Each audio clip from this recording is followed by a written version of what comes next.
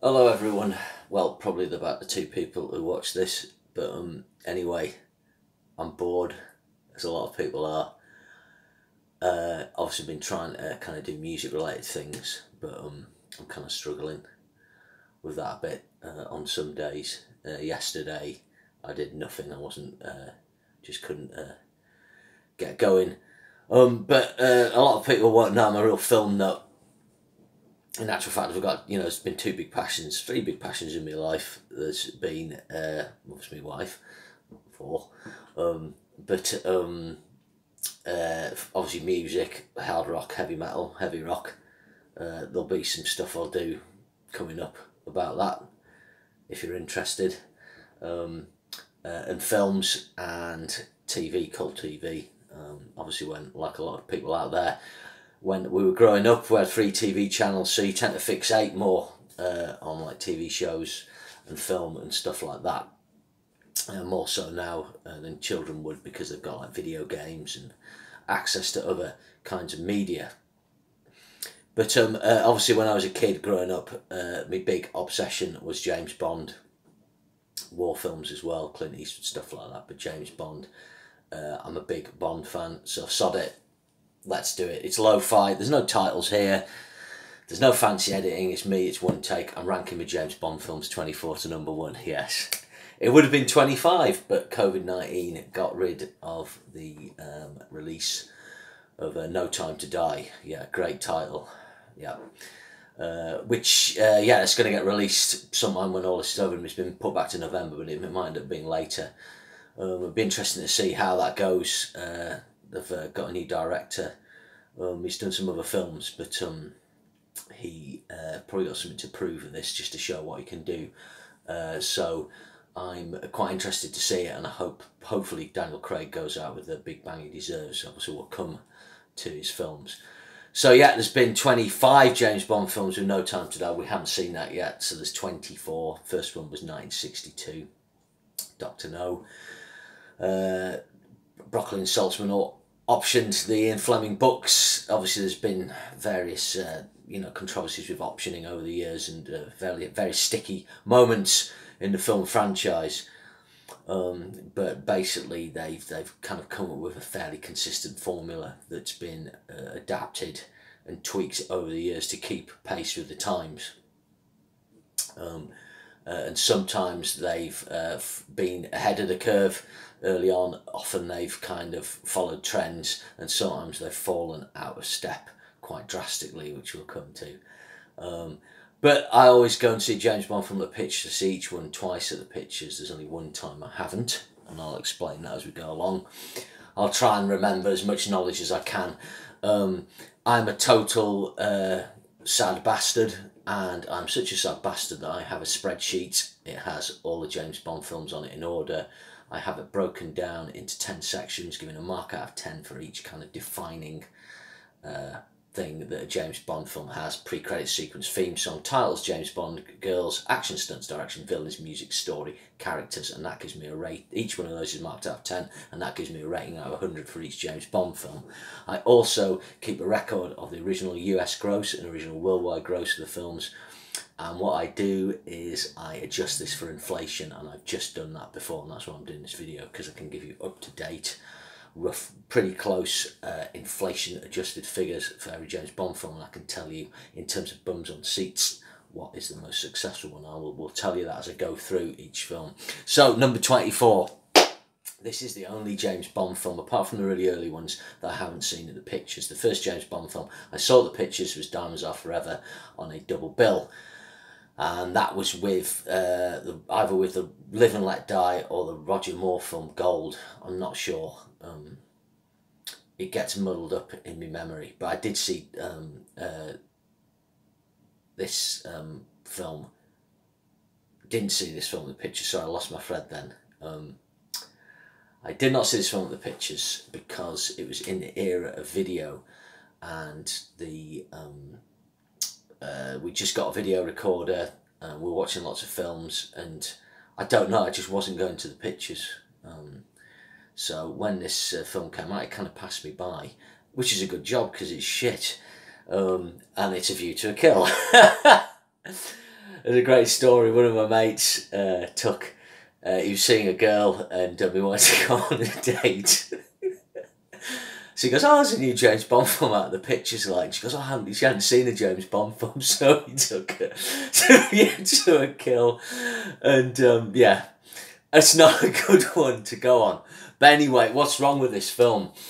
Apart from everything, it's just a Bond film too far. It's a Bond film for the sake of it. It'd been 2 years since Octopussy. Broccoli, obviously, yeah, it's time to make a Bond film. Roger, he's probably ummed and ahed at the time, and then they come up with a paycheck, probably for about $5 million, and off they go. Roger is just he's too old by this point. He was probably too old, you know, going before this, but I think he's 57 when he films this. When he turns up in some scene in M's office, he's definitely had his eyelids done here. You can see he's had surgery, and it's a bit noticeable. The pre-credit sequence is really, we regularly laugh at it, me and my mates. Uses a terrible underscoring of a Beach Boys song.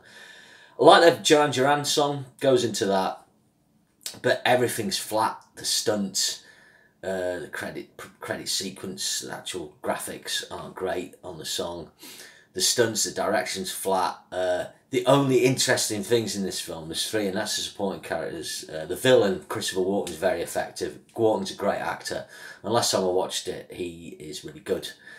Grace Jones is interesting, really powerful presence.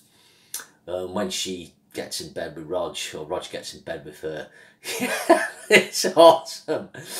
And then there's Patrick Macnee. And then he said McGee then, muddled it up, but Patrick Macnee, and he plays Sir Godfrey Tibbett, and he's a contact that Roger teams up with, works for the Secret Service sometime, and him and Rog are old friends, and you can see it on screen, they have a great time. And one of my favourite bits is when he plays his driver, butler, helper, and takes Roger undercover into Christopher Walken's mansion in France, where he's gone to look at race horses. It's kind of a famous rich people there looking at Walken's race horses, and Rog goes under the cover of James at St John Smythe, and it's a very funny sequence, and Rog has a lot of fun there, but Bond girl's not great. Tanya Roberts, John Barry's score, there is some good John Barry scoring in it, but the film is my worst Bond film. I think I've got it marked about a 3 out of 10 or something like that on my master list here. 38 out of 100, that's what I give it. It's probably too much actually. Sometimes my marking system doesn't totally work. So that is number 24. It was a tough decision to put that 24, because the next one at 23, you can guess what it is. It's Die Another Day, which is Pierce Brosnan's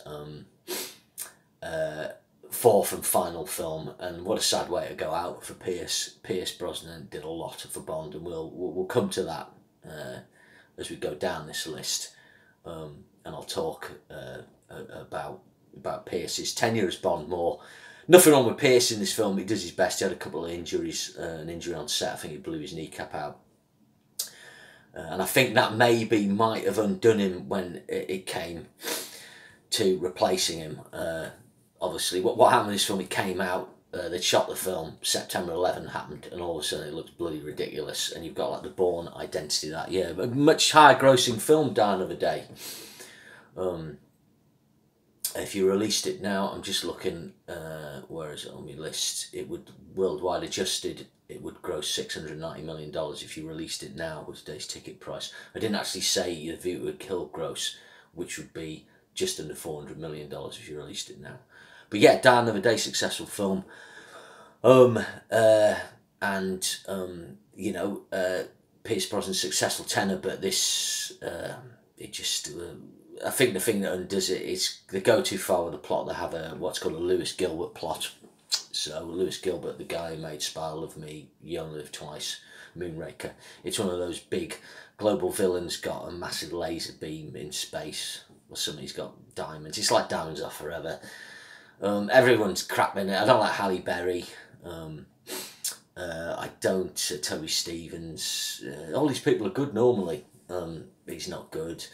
The villain's crap at the start. There's a villain with the diamonds in his face. He's a bit crap. Special effects. The bit where he goes surfing, it's dire. The music's not great. You've got the Madonna song. That's not great. The only interesting thing with this film is at the start is the pre-credit quick sequence segues into the credit sequence. So we see Bond being captured and tortured over the credits by the North Koreans, I think. That's pretty effective. It starts off better. The start of the films, it's okay, but it just really tails off.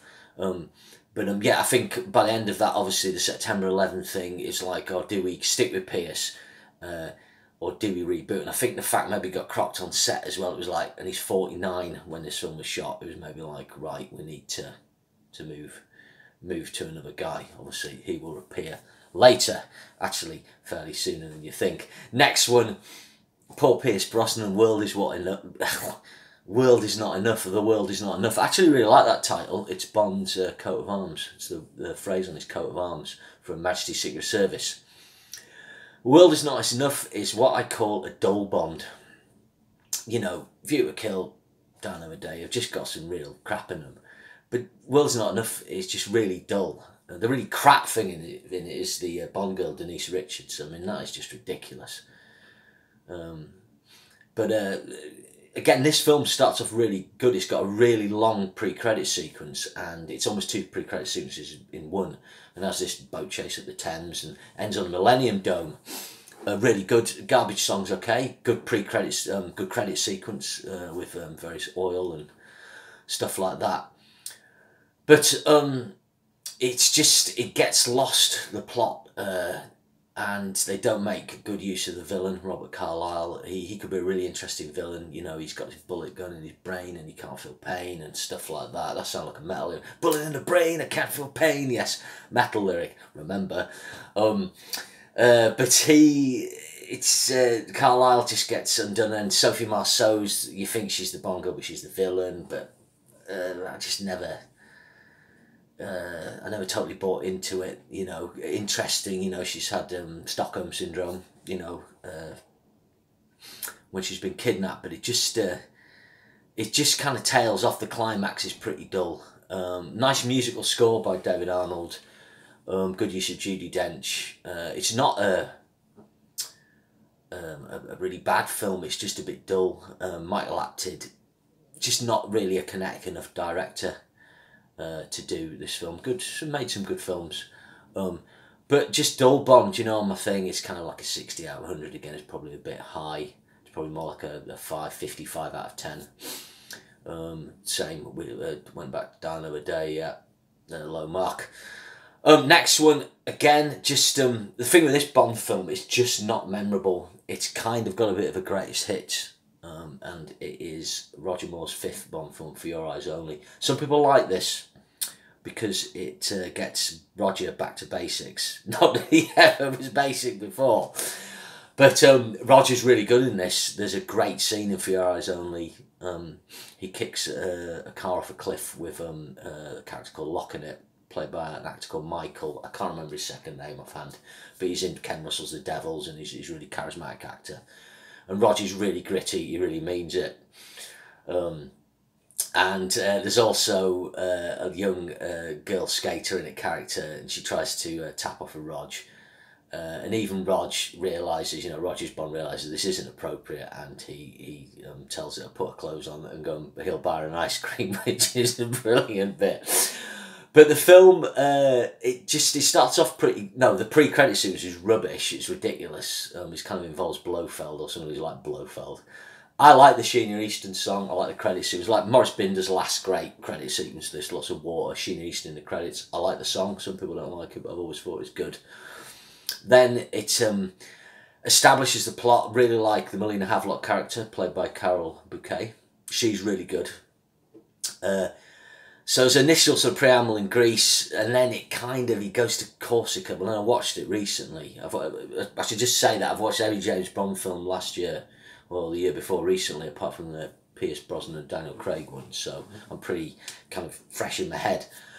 But he goes to Corsica, and that whole sequence is just, there's a kind of skiing bit, and then a motorbike bit, and it's just kind of bombed by numbers. This was like John Glenn's first job as director. He'd been the second unit action unit director on the films, and he got to do the directing on this. So it's well paced and edited, but there's nothing very fresh. But then the third act, or going into the second, third act, he's got some underwater bits which are effective. They go to the Frems Monastery in Greece. That bit's pretty good. It's a cool rock climbing bit. So it climaxes a bit better. Topel's good. He plays a spin on the Kerman Bay character from Russia with Love. I like him. Christatos, Julian Glover, not a great villain, but it's going back to basics. One thing I find with the Bond films is what they do is they go to the Russia with Love template. There's three template films in James Bond. There is Russia with Love, I want to make a gritty James Bond film. There is Goldfinger, the standard template. I want fantastical elements with a little bit of grit. There's the You Only Live Twice template. I want to go massive sets and go really fantastical.